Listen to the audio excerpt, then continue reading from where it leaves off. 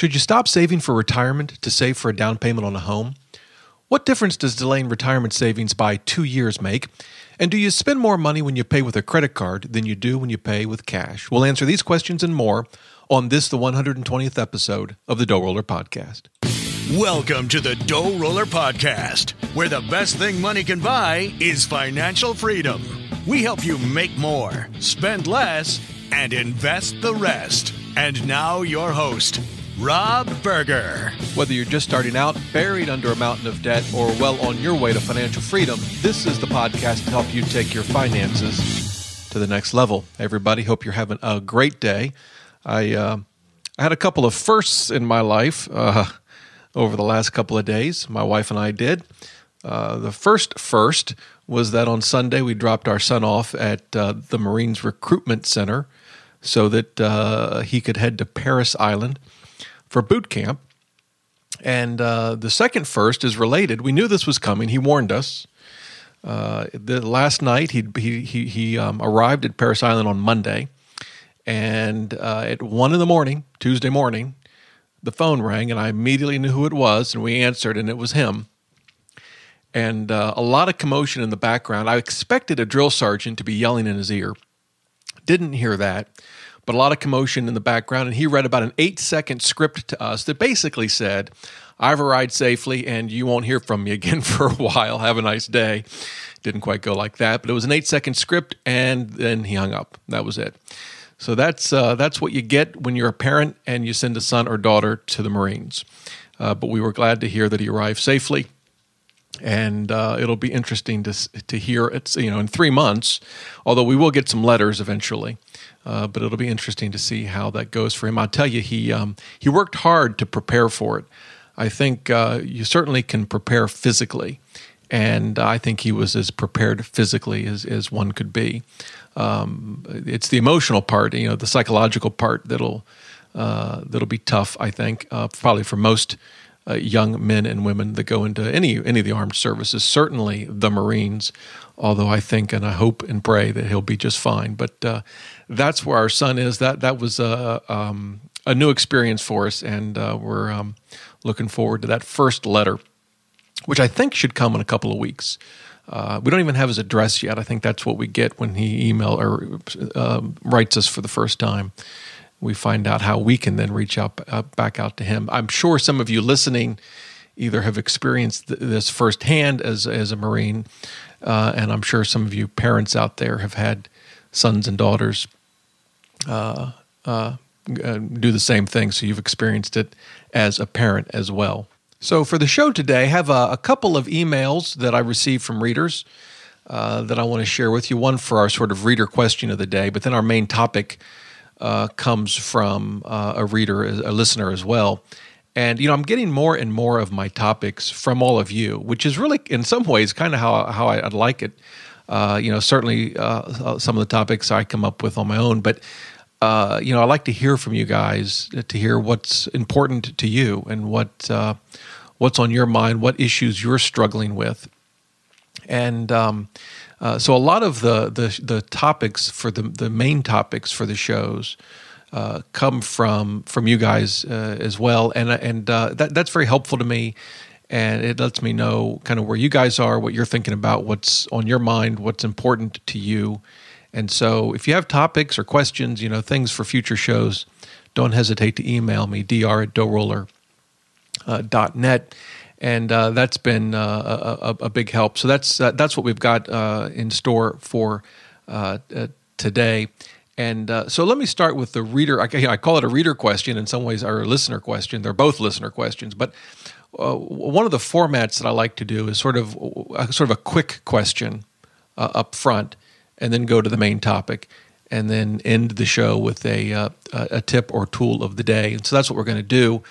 And so let's get to I guess I'll call it the listener question. And it's this. It's basically this. Do you spend more money with credit cards than you would with cash? Here's the email. It's from a listener named Andy. He says, "My wife and I, like so many others, were introduced to Dave Ramsey through our church several years ago.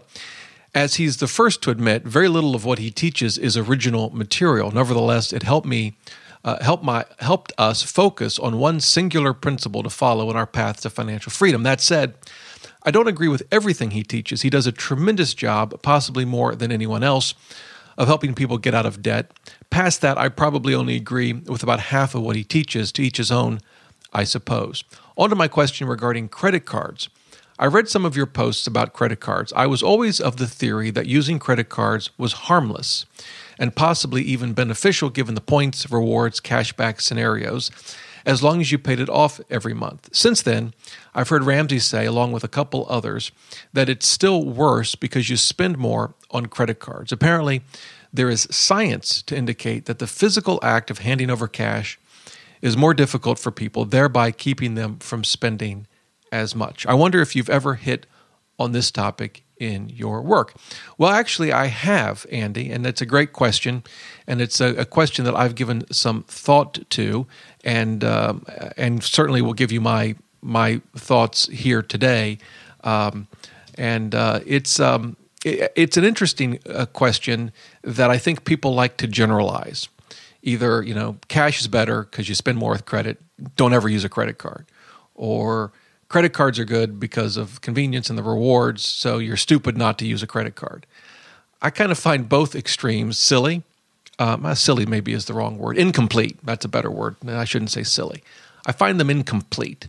And also I find generalizations to be unhelpful because ultimately it comes down to what's best for you and what's best for me, and that they may be different things.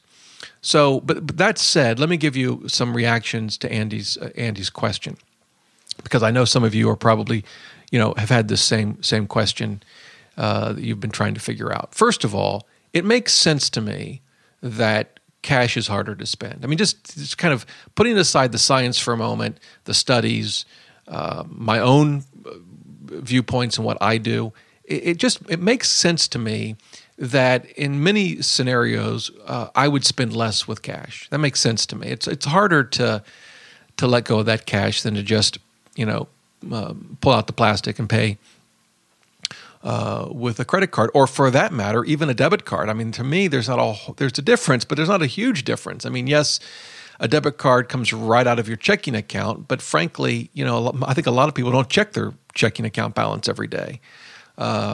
So to me, it makes some sense that you'd spend less, or that I would spend less if I paid with cash, at least in some scenarios.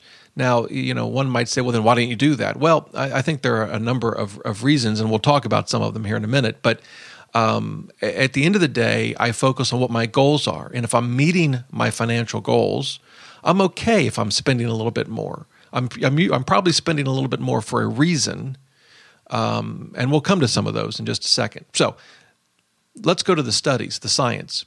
A couple of observations. I've actually read a number of these studies. They're all, not all of them, well, most of them, they're kind of goofy.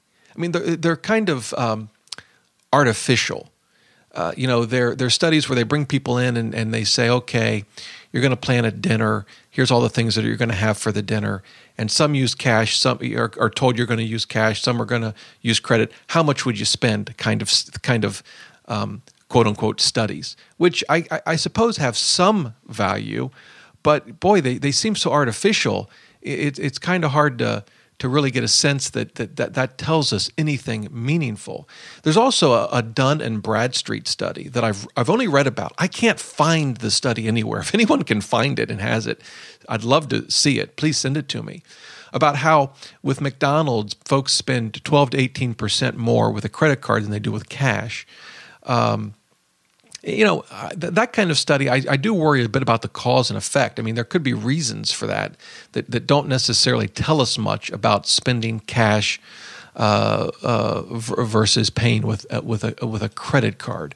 But that's at least another study out there, something very practical, and not, if that seems to be actual results for how people spend at McDonald's. So to me, that has at least a little more value than sort of the artificial setting of a lot of academics bringing people into a classroom and asking them sort of these questions about what they might do in this situation. At least with the Dun & Bradstreet study, it seems to be real live people spending real live money. Again, though, I can't find the study. Tons of websites talk about it, but none of them link to it. Drives me crazy. Maybe they can't find it either. It was just mentioned in an article somewhere, and then everyone just keeps copying it. I don't know. I can't find the study, but at least it seems a little more practical. And then there was a study that I read that called "Always Leave Home Without It: A Further Investigation of the Credit Card Effect on Willingness to Pay." It was a study by some folks at MIT. Very thorough. I'm not going to. I mean, it's a long, typical academic study. I'm not going to go through it, but one of the things it does is it kind of surveys past studies about the willingness to spend cash versus credit cards. And when I read through it, it kind of makes sense to me. Yeah, in some circumstances, you might spend more with a credit card than you would cash. But that kind of brings me to the next point, and that is not all expenses are created equal. All of these studies tend to focus on shopping and impulse purchases and things like McDonald's. And that makes sense. But what about paying for trash service? We have our trash service automatically billed to our credit card. I guarantee you with certainty that I do not pay more for my trash service because I have it charged to my credit card than if I were to write them a check. I guess I wouldn't put cash in the mail than if I were to write them a check. I know I don't. It's the fee is what it is, and I've actually called them and gotten it lowered as low as I can get it, and that's what I'm going to pay regardless of the method. Same with the gas at the gas station. I suppose in theory some might say, well, maybe you'd drive less if you paid cash at the pump. I'm confident I wouldn't. Same with my cell phone bill. I've gotten it as low as I can. It is what it is. It gets charged to my credit card. Some could say, well, those are sort of, by and large, monthly types of bills, and maybe those are different than shopping, and maybe they are. But not all expenses are created equal, and I'm confident that for a lot of the expenses I charge to a credit card, I would not pay more if I used or pay less if I used cash. And I think even when it comes to shopping, and by that I mean I include restaurants, clothes, gadgets, I'm not confident I would spend more or a lot more, or I guess less or a lot less if I paid for cash. There's excuse me. After a while, with managing our money, I just know when I'm spending something out of the ordinary. It's like a sixth sense. You can feel it. And so I'm not convinced that I would. Maybe I would spend a little less for cash if I paid for cash, but only on some expenses. There are plenty of expenses where I don't spend any more because I put it on a credit card. And what I wonder is if there really should be a distinction between what the credit card industry calls revolvers versus deadbeats. Revolvers are the folks that carry the balances from month to month. The deadbeats, I'm a deadbeat because I pay off my credit card in full every month. I wonder if there's a meaningful distinction between those two groups of people. Because look, if you're a revolver, if you have credit card debt, particularly if you're going into more debt, and particularly if it's not things like for medical care that are emergencies, but just for your typical lifestyle spending, then I think it's pretty clear you probably are spending more than you would if you paid cash and didn't have access to credit. And frankly, if you're in that situation, you might be better off cutting the credit cards up and going to an entire cash system.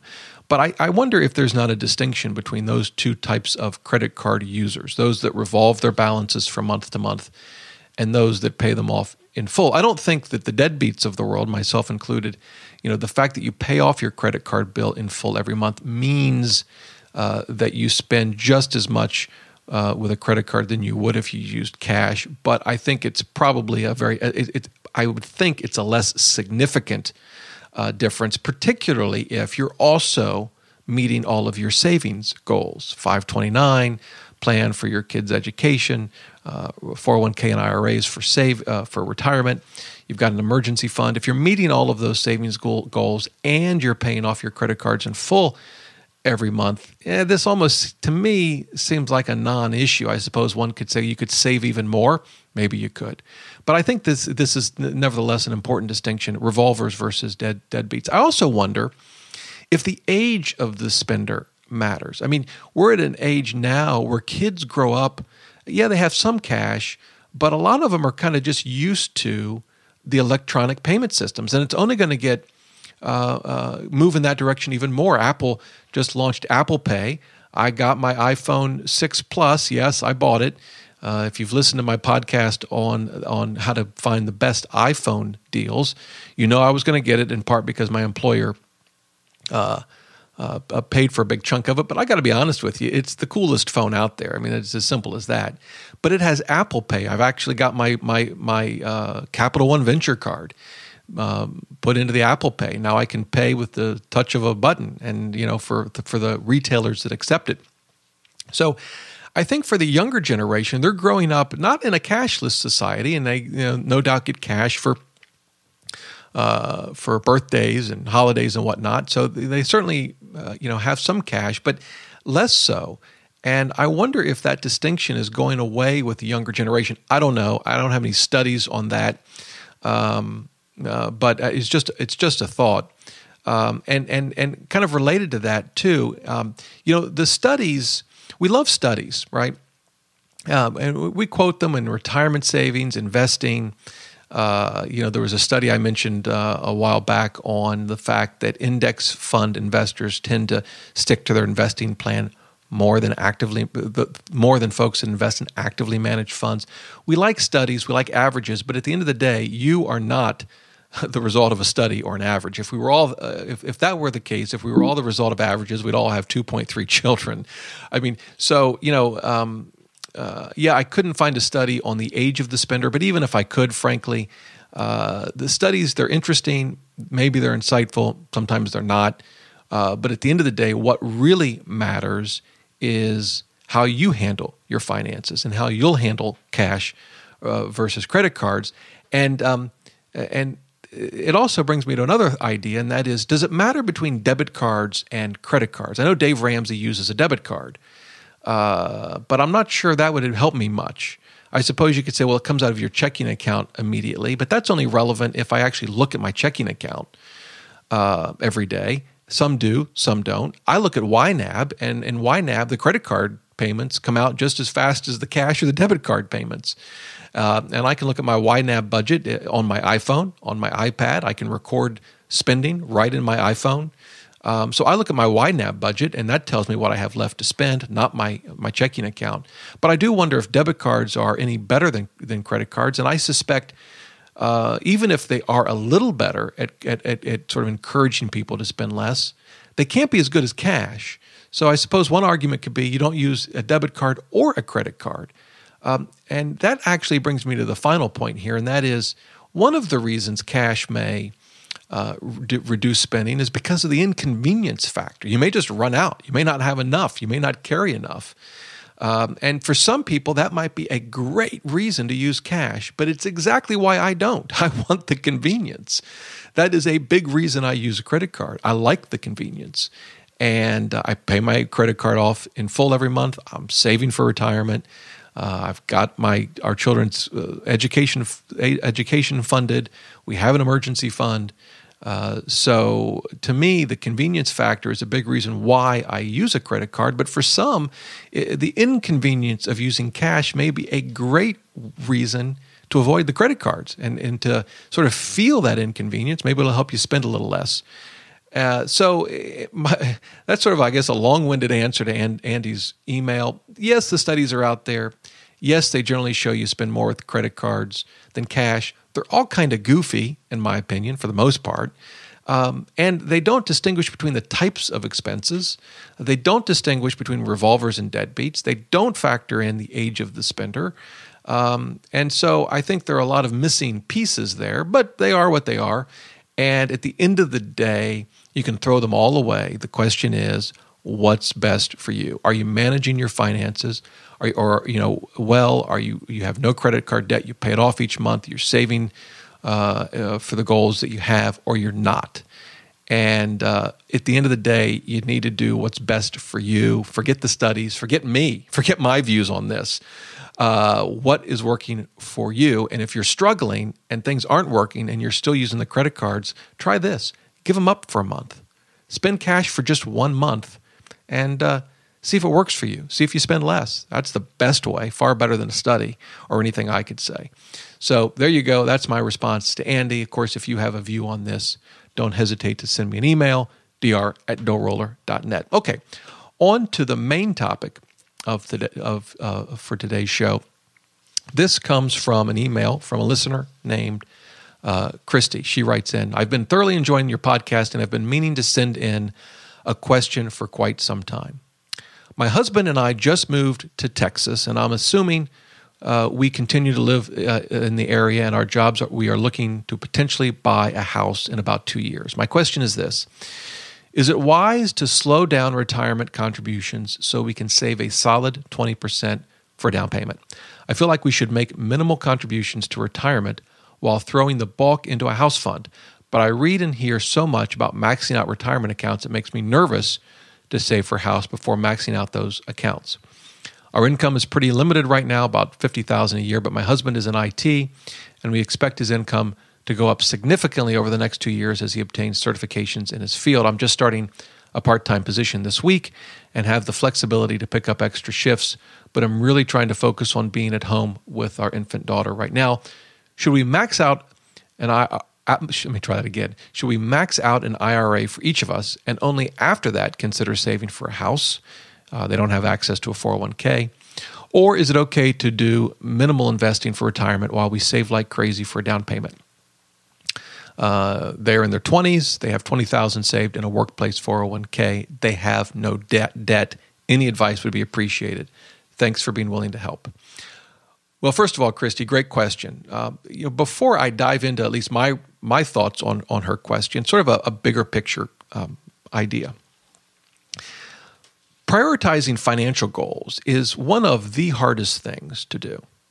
And it comes into play in so many different ways. We answered a listener question, or I responded to a listener question about an inheritance, you may recall, and whether she should have used it to pay off the mortgage or save for retirement. You have Christy's question here, similar, a little different, but similar, save for down payment versus retirement. We hear it in the form of, should you pay off all your debt first and then save for retirement? How much should you save in an emergency fund while you're paying off your debt? Within paying off debt, which debt should you pay off first?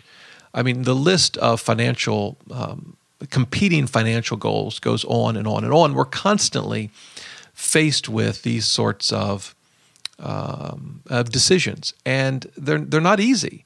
And a lot of times it requires us to make assumptions about the future that we can't know for certain. What the stock market's going to do, what are interest rates going to do, what are home values going to do. And so these are not easy questions. And I like to say that I don't answer them; I respond to them, because there is no answer. There's no right answer to Christy's question, in my opinion. I'm going to give some thoughts about it, but there is no answer.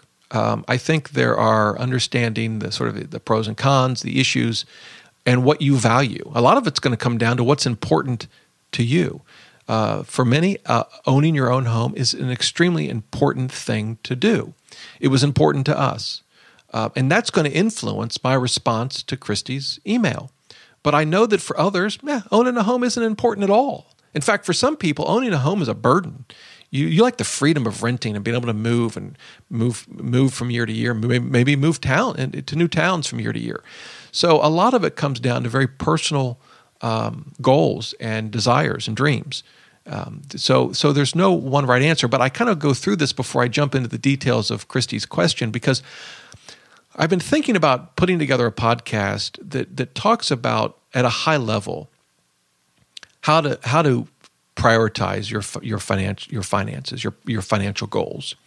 And it's proving to be a pretty difficult podcast to put together. I have some thoughts on it. Haven't outlined the podcast yet. I outline all my podcasts. I haven't outlined that one yet. I know I'm going to get more and more questions like this. Should we do this or should we do that? And I'll address those. But I wonder if there's a podcast, a show that would be helpful that kind of talks about it more generally and talks about ways to kind of work through these sorts of questions. And so I mention that because if you have any thoughts on that, I would love to hear from you. And we'll certainly include your thoughts in that show if I can ever put it together and think it's worth sharing with you. So if you have those thoughts, shoot me an email, dr@doughroller.net. I'd love to hear your opinions on that and maybe ways you've worked through these kinds of questions. So as I was thinking about Christy's question, the first thing I thought was, well, I wonder how others have answered this question, because this has to have come up before, right? And so I did some research, and I found a number of folks that I'm going to share with you that had their own thoughts on it. So the first was from Mitch Tuckman. You may remember Mitch. I interviewed Mitch in podcast 78, DoughRoller.net/podcast 78. He founded Rebalance IRA, which is a kind of a robo-advisor. And he had an article in Forbes that he published on this, and he was he leaned very much in favor of saving for retirement. He notes that in the article, he noted that housing only puts on about 0.5% over inflation over the very long term, and he measured that from 1890 to 2008. With regard to, say, an S&P 500 return, it compounded annual growth of 6.86%. That's after inflation. He calculated that from 1871 to 2013. So he was looking at this question from a what's the better investment? And so he felt that investing for retirement in, say, an index fund is a better investment than investing in a home, and that's why he leaned in favor of maxing out your retirement accounts. I found another response in the Boglehead forums. If you're not familiar with the Boglehead forums, it's named after John Bogle, the founder of Vanguard, and it's a phenomenal investing forum. I mean, it really tremendous information, very active members who can be very, very helpful, and so a great forum to check out. But this question came up in that forum, and what one reader did, they kind of outlined their plan. Their plan was they stopped making the retirement contributions. However, in their case, the employer contributed 10% without requiring an employee contribution. So not very many people have that. This person did.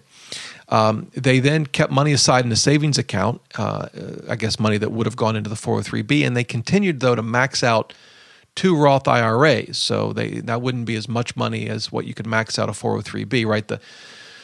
The max contributions for a 403B are $17,500. IRAs are $5,500 times 2 would be $11,000. So they were still maxing out the Roth IRAs.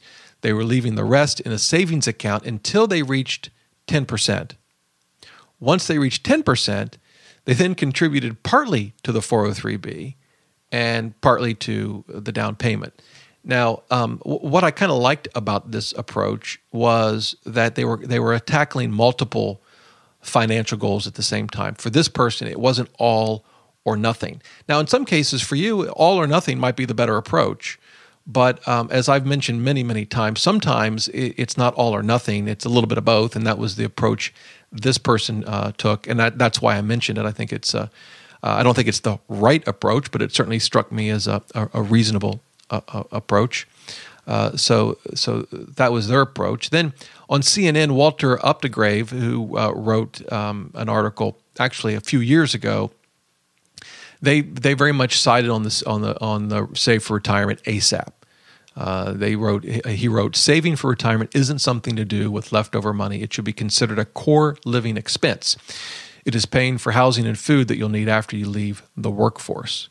So that was their approach. And then the last one I'll mention, Emily Brandon from the U.S. News, and she wrote an article. And by the way, I'll have links to all of this in the show notes to this episode, which you'll be able to find at DoughRoller.net/podcast 120. But Emily, one of the points she made was if your company matches 401k or 403b contributions, you really need to contribute to get that match. You wouldn't want to leave that free money on the table to save for a home. That was one of the points she made. Now, I know not everyone has that kind of opportunity at work, and in fact, Christy doesn't have a 401k, so that's not an issue for her. But I thought Emily's point was definitely worth mentioning. So that's kind of what others have said. I want to take some different approaches to this question today. And so we're going to walk through a number of things that at least I would think about if I were confronted with this question. And the first one is I'd make certain I'm asking the right question.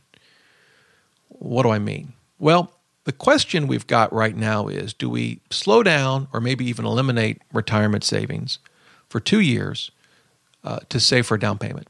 Maybe the question should be, should you eliminate eating out 4 times a week and going on expensive vacations and buying the iPhone 6 Plus? Yes, I know I just bought it, but I don't have this question. Should you eliminate all those things, or should you buy all of those things, or should you save for a down payment on a home? In other words, is it possible that you can do both, save for retirement, max out your, in this case, IRAs, and save for a down payment in 2 years by cutting back elsewhere? Now, what are the potential answers to that question? Well, one answer might be, you're right. I could cut back on my spending. I don't know, maybe use cash instead of a credit card. I can cut back on my spending and accomplish both of my goals, both of my financial goals, saving for retirement and saving for a home. And I'm going to do that. That's one possible answer. Another answer is, Rob, I could do that, but I don't want to.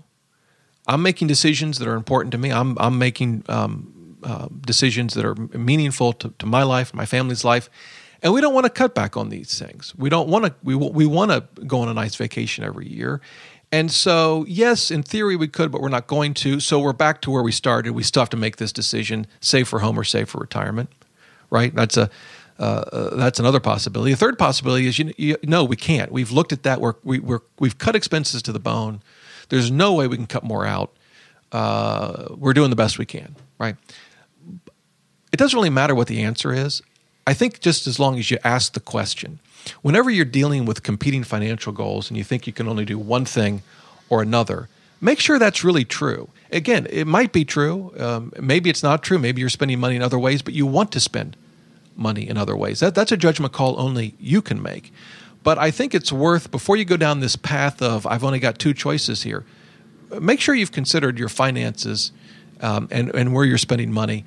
Maybe you can accomplish both goals in the same time period if you cut back elsewhere. Now, for Christy's email, kind of going forward, I'm going to assume that they can't. That they've done all those, they've asked all those important questions, and they've got it down to cutting back on retirement or to save for home or not. That's the question. But again, whenever you're looking at issues dealing with prioritizing goals, make sure you're asking the right question. Make sure that there's not other ways to accomplish perhaps both goals in the same time frame. You never know. Okay. The next thing I want to do is something that I haven't seen before. This is how I would figure it out. I don't know. Maybe I just think of things differently. I would do the math. I'm not afraid of numbers. I hope you're not either. These numbers aren't complicated. I would do the math. And you say, well, what are you talking about? Well, I'd say, well, wait. How long will it take you to save for the home? And during that time, how much will you have to reduce your retirement savings? Now, Christy mentioned 2 years. She mentioned slowing down her retirement savings, so I don't know exactly what that means. But I'm just going to assume that it'll take 2 years and they will not contribute at all to an IRA, right? And so, what effect will that have on retirement savings? So I'm going to assume an age of 27. She and her husband are different ages, but I basically took an average. So I'm going to assume you're 27, and you're either going to suspend your IRA contributions for 2 years, or you're not. So what's that mean? Well, if you're going to retire at 65, and that's an assumption I'm making, I have no idea what Christy and her husband's plans are. Maybe they want to retire sooner or later, I don't know, but I'm just going to assume 65. Then, depending on whether you suspend contributions for 2 years or not, you will either have 38 years to invest, to save and invest before retirement, or you'll have 36 years. 38 versus 36. Now, if we assume an $11,000 contribution, that's $5,500 per IRA, there's 2 of them, that earns 9%. Now, I'm going to, I'm not 9%, that earns 5%. What I'm doing is trying to eliminate inflation. Yes, your contributions the limits will go up over time. They may eventually have access to a 401k. They may have employer matches.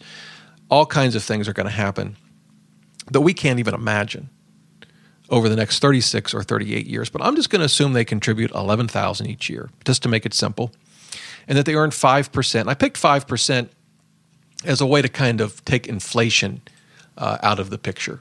So, there's no, you might earn 8 or 9%, but I'm going to assume 5%. And I want to know what's the future value of their nest egg based on saving and investing for 36 years versus 38 years. So how would we do that? Well, we've done this before. In Excel, it'd be equals an equal sign FV for future value. We're going to put in our rate. So let's assume 5%. Number of periods. Well, let's start with 36 years. And how much are we going to contribute? 11,000. I make it a minus 11,000 because it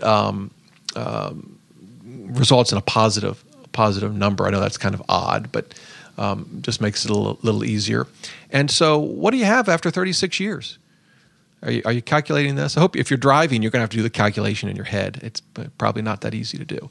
So let's run through the numbers again. This case, we're saving for 36 years, $11,000 a year, and we're going to earn 5%, which is sort of an after-inflation number. By the way, you can debate all of those numbers, and for you, if you're figuring this out, you just use different numbers. You think 5% is the wrong number?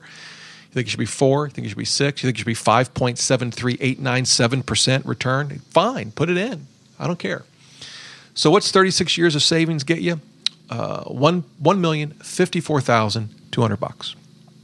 That's what you get. Now, what if you save for 2 more years? So that's the scenario if they suspend their retirement contributions for 2 years and as a result save for 36 years. Let's say they don't suspend their retirement contributions, and as a result they get to save this $11,000 for 38 years. What's the result? What do you think? How much does it go up by? Remember, for 36 years it was roughly $1,050,000. Well, if you tack on those 2 years, it jumps to $1,184,000. So it's a $130,000 difference. I don't know if that surprises you, but that's the power of compounding, right? By the way, if we assumed 8% return, it doesn't grow to $1.184 million. It grows to $2.4 million. I mention that only because of the beautiful power of compounding. And the fact that what may seem like relatively small differences in percentages, when multiplied over almost 4 decades of investing, make huge differences.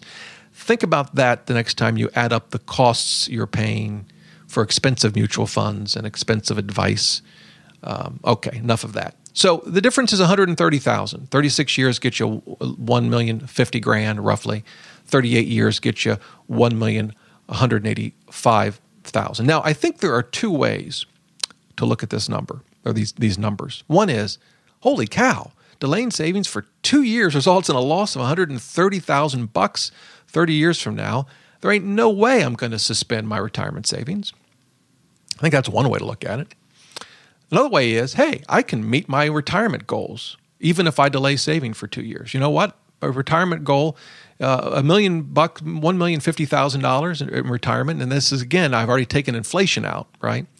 You add that to Social Security. Yep, I can check I've met my retirement goals box off. I've met that goal, so why not suspend my retirement savings for 2 years? Because then I can also check off my other goal of buying a home. Of course, the flip side might be, no, I can't meet my retirement goals by delaying savings for 2 years. I need that $1,184,805 for those of you keeping score at home. I need all of that. So goodness, I can't delay my retirement savings goals. All of that to say, it's important to do the math. That's the effect of delaying for 2 years. Now, again, I'm making a lot of assumptions about returns, about inflation, about how much they're going to contribute. As she mentioned, her husband is likely to make more money as he gets more certifications in his field. We don't know what the next 4 decades are going to hold. Boy, when I look back, on the last 4, I was 8 4 decades ago. But in any event, when I look back, there's just so many things have happened in our lives that I could have never predicted. But we have to make decisions based on the best information we have. based on the information we have, those are the numbers I came up with. Now, as Christy's looking at this and thinking about this issue, and as her husband is, they may, obviously they know a lot more about their specific circumstances, and they may say, we can change these numbers. Yeah, we're saving $11,000 now, but I'm confident we'll be maxing out a 401k in 2 years. So let's factor that in. They can refine these numbers, as you will. If you're going to do this for yourself, you're going to refine these numbers. You're going to make different assumptions. I hope you do, because there's no way mine can be right for you. I'm just making some what I think are reasonable assumptions based on the information that I have. But I think it's important to do the math as you think through these choices and these goals, the competing financial goals.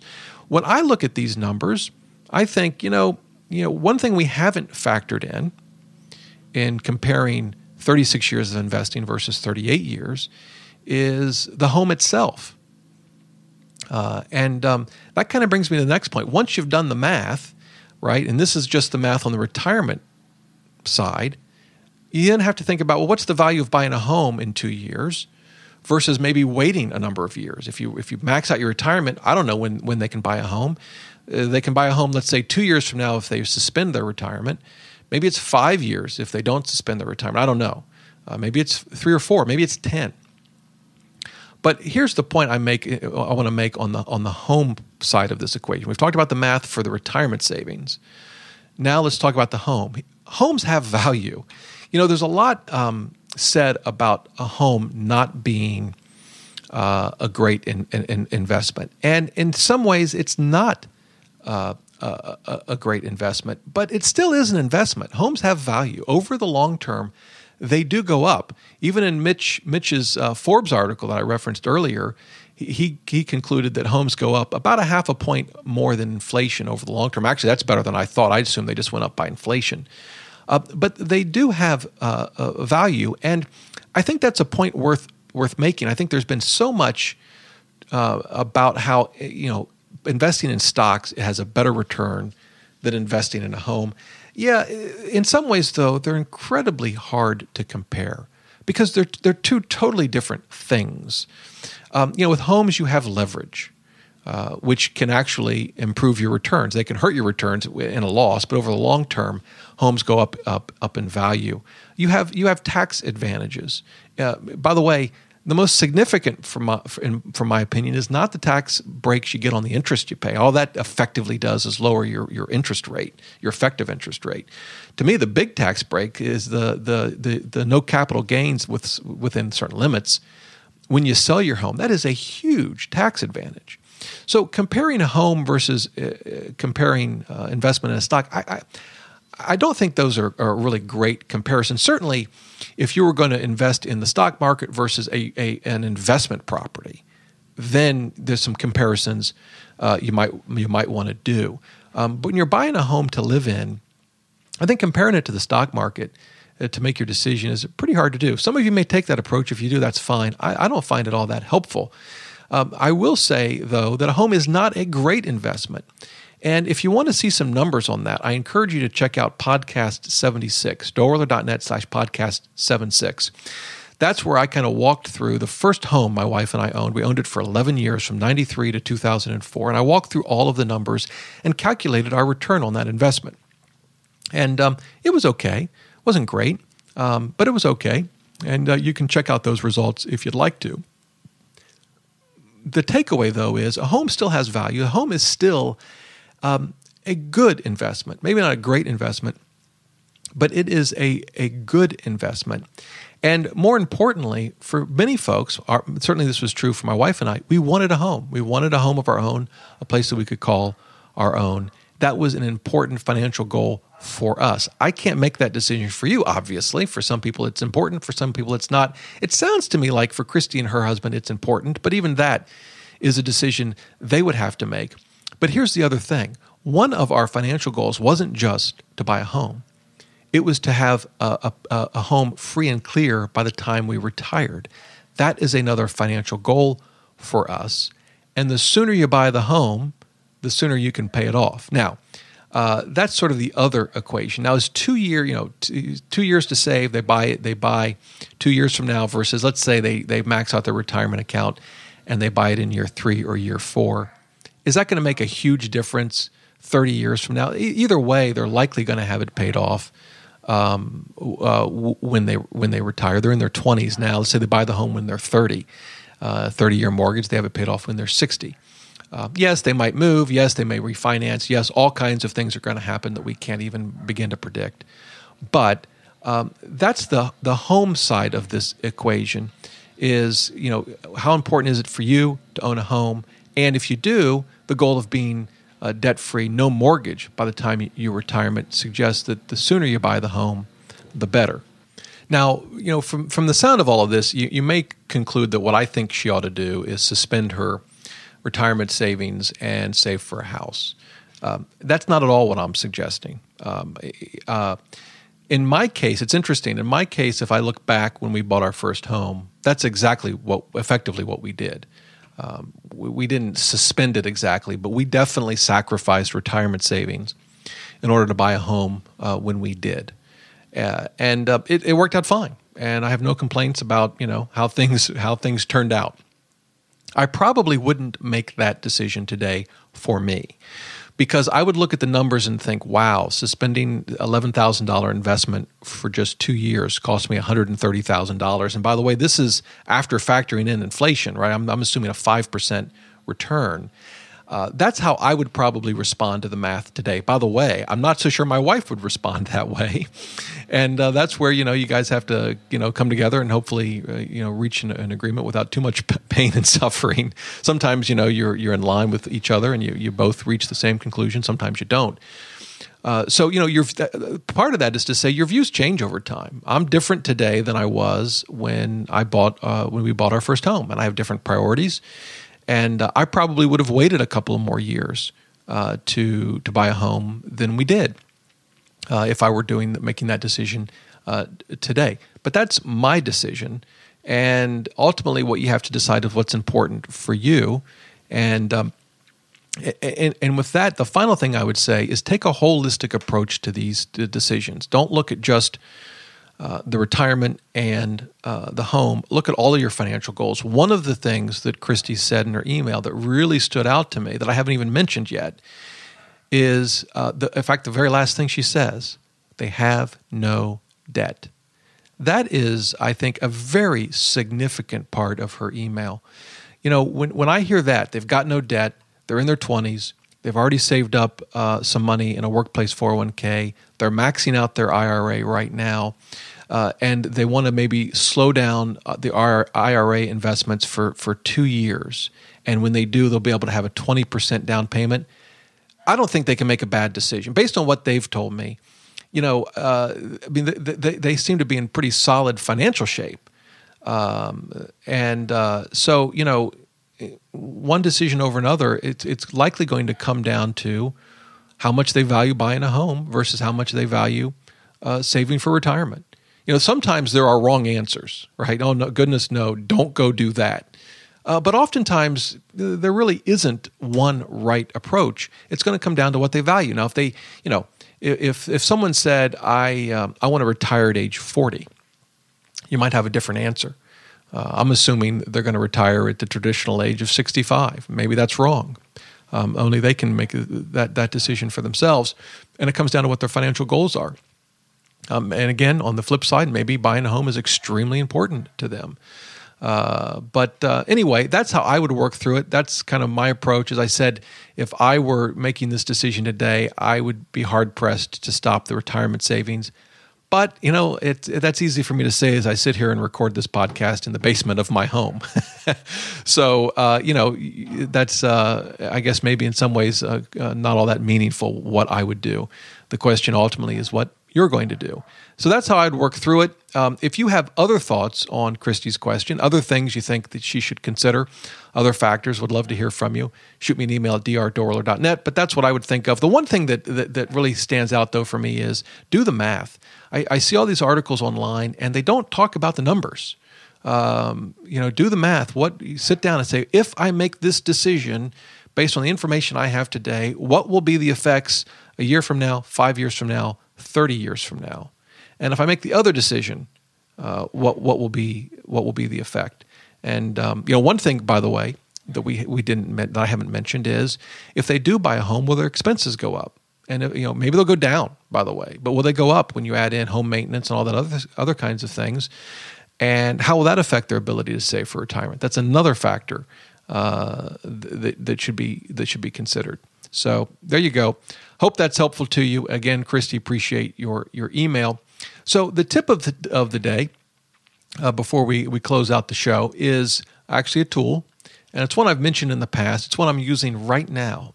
Evernote. Evernote is phenomenal. I'm sure most of you have heard of Evernote. Many of you probably use it. I am starting to use Evernote for more and more things, including producing my podcast. So my show notes were in, as I think I mentioned, I had them in a word processor, a program called Byword, and I just kept adding to this huge file. I mean, it's pages and pages. Let's see, it's grown to. I'm looking at it now. It's grown to 20,000 words. And this is, I take email that you send me that I want to do a show about, and I just cut and paste it into this document so I won't forget about it. And it's just kind of grown to a point of being just totally unhelpful. So then I thought, why not create a note in Evernote for each of my podcasts? I can tag it as a podcast. I can easily find them all. I label them, the title of them, DR, and then the show number, so I can order them in order very easily. I can link to all of the resources that I want to include in the show notes that I'm going to publish on DoughRoller. It's all in one place, and then it's there permanently. I can search for them easily. That's just one of the ways that I use Evernote. I also use it, by the way, for recipes. Believe it or not, I'm not a big cook, but when I see something that I like, I save it in Evernote. If I see a restaurant that I think my wife and I or family would like to go to, I save it in Evernote. Just things to do around Washington, D.C.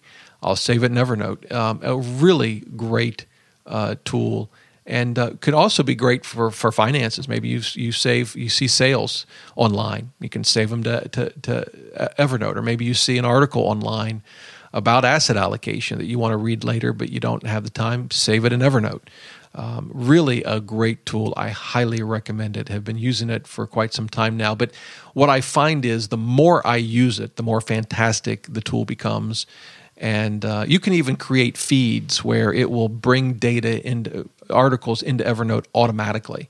There's a lot of ways. I ought to do a podcast on some of the different ways I've found to make the most out of Evernote. Maybe I'll put that on my list.